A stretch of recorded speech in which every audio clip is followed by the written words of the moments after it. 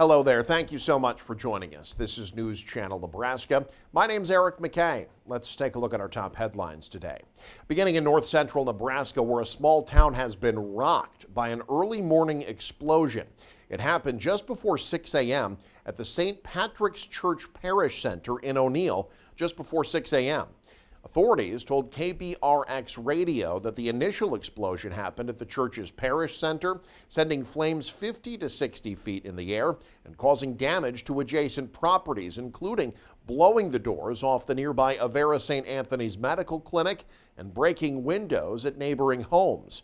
A rural resident of Holt County called into News Channel Nebraska to say they felt the concussion of the blast from 4 miles outside of town.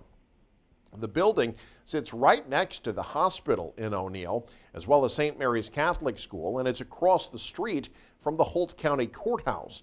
St. Mary's canceled school today, and the hospital set up a modified emergency room at the nearby community center, not because of injuries, but because their normal ER is currently unusable. Remarkably, there have been no reports of any injuries. Residents in the area were evacuated. There's been no word yet on any official cause of the explosion. Meanwhile, multiple fire departments spent Saturday fighting wind-driven wildfires in southeast Nebraska. Doug Kennedy has more. The largest fire broke out near Pickrell and advanced several miles over stubble fields and near fields not yet harvested. Firefighters from Pickrell, Cortland, Claytonia, Adams, Beatrice Rural, and Firth Rural were among those trying to gain a hold on the fast-moving flames, which were pushed by southwest winds gusting to 40 miles per hour. Bone-dry conditions and unseasonably warm temperatures reaching the mid to upper 90s hampered efforts to control the fires. One blaze began in the area of South 58th and Cherry Road, northeast of Pickrell, spreading rapidly across several fields toward Nebraska Highway 41. The second fire broke out after the initial blaze. It was located near the village of Holmesville, southeast of Beatrice. The flames were pushed to the northeast. A third wildfire began near Odell, but Gage County Emergency Management said it was brought under control soon after. In addition to water tanks and grass rigs used to fight the fires, several farmers used tractors pulling discs to cut fire lines in an attempt to gain control of the cross-country flames. The National Weather Service issued an advisory just before 3 p.m. describing it as a dangerous wildfire. It warned at that time that people should be ready to evacuate at a moment's notice. It was not immediately known if Saturday's fires in Gage County damaged or destroyed any structures. The fires caused dense smoke across a wide rural area, reducing visibility to nearly zero in some areas. From near Pickrell, Doug Kennedy, News Channel, Nebraska. Meanwhile, on Sunday, firefighters monitored for hot spots. That fire that began near Holmesville, west of South 51st Road, did cross the highway and destroy a farm structure at a rural residence about 5 miles east of Beatrice. Wymore's Fire Chief Mark Mines tells us the structure along US 136 was the only one believed lost on a day that would see upwards of 200 firefighters from departments in 2 different states battling the 4 fires. Now, it was unseasonably warm and dry, but Mines says the wind was to blame for increasing the size of the blazes. He said one firefighter was injured in a fall, another suffered smoke inhalation, yet another firefighter was injured from a broken window on a fire truck.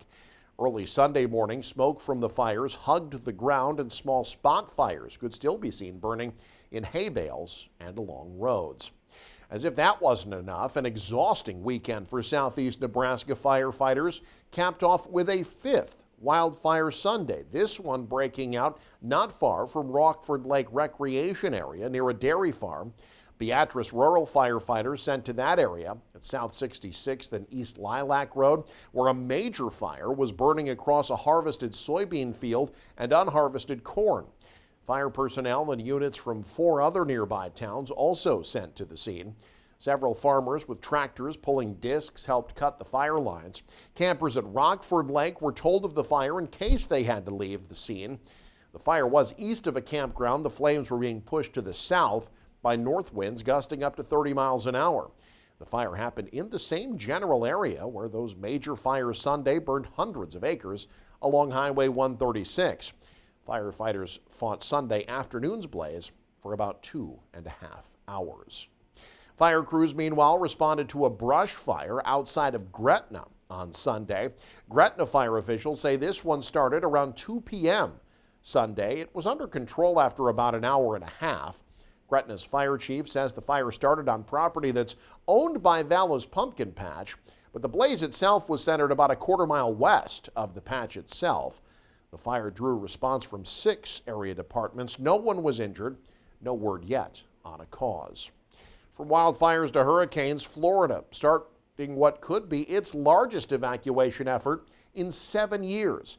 That's according to officials urging residents to flee ahead of Hurricane Milton. They say the ground already saturated from Hurricane Helene a couple weeks ago, and now more than 15 million people are under flood watches. Amy Kiley has more.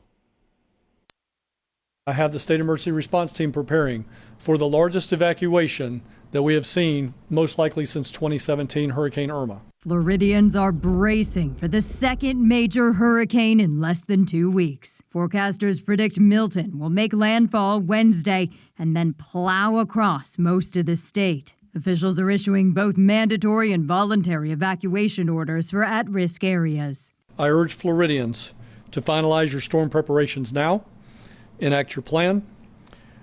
I highly encourage you to evacuate. The National Hurricane Center warns flooding could threaten millions of residents. Some are preparing with sandbags. We got kind of damaged Hurricane Ian, so just make sure that we get a little bit more precautious, making sure all the sandbags are at our doorstep garage. I think we're just going to put sandbags in our back porch. We're going to get like groceries later and stuff in case it's really bad.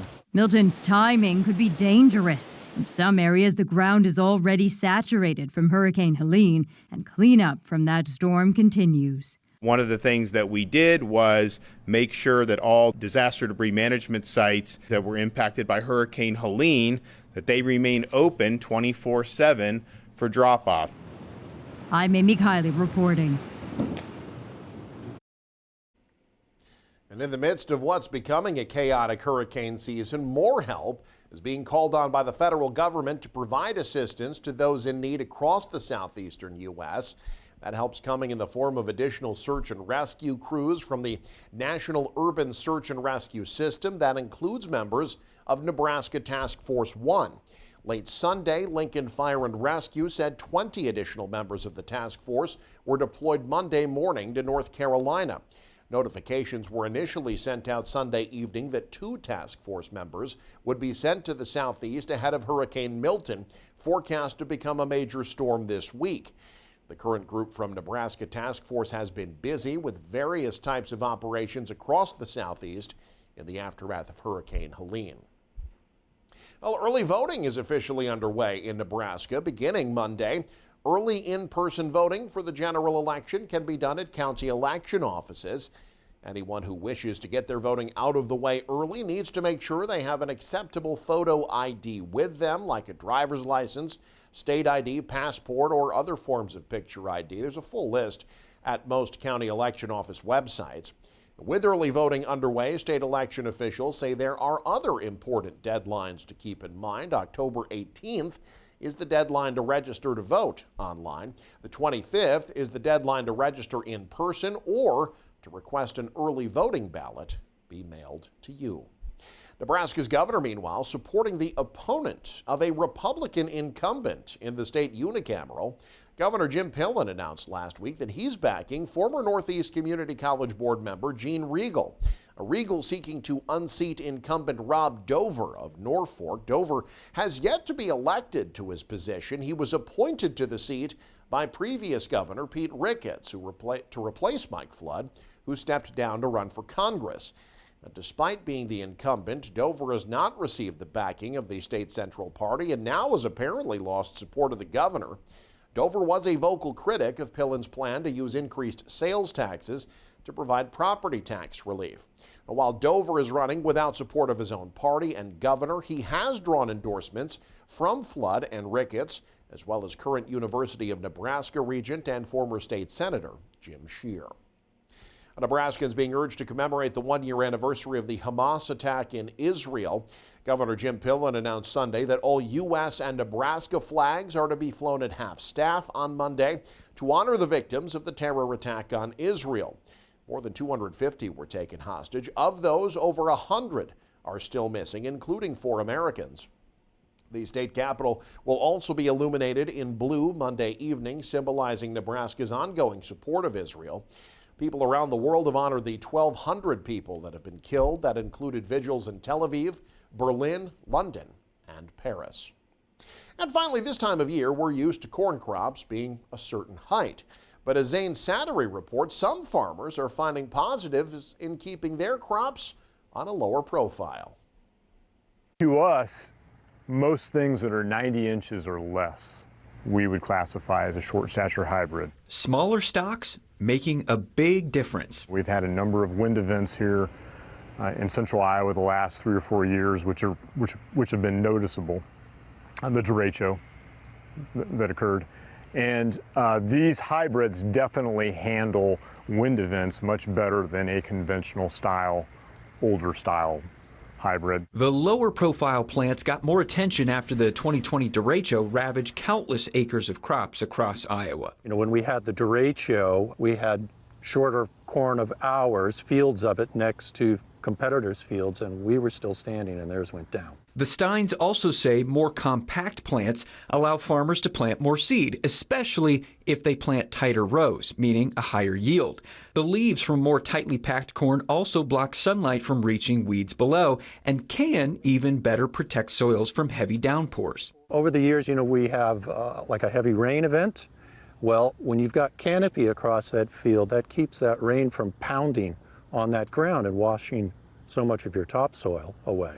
According to Stein, farmers that adopt shorter varieties will need to adjust fertilizer and other applications on their fields, but the days of corn soaring high above our heads are likely numbered. I think in the next 10 years, eventually, most everything you have out there will be a shorter statured hybrid from our company or any other company.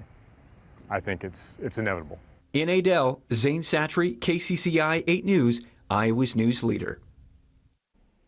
And you can stay up to date with the very latest by following us online. Head to newschannelnebraska.com and click on the News tab there. You can also follow us on X, like us on Facebook or Instagram as well. Thanks for joining us. Have a great day. You're watching News Channel Nebraska.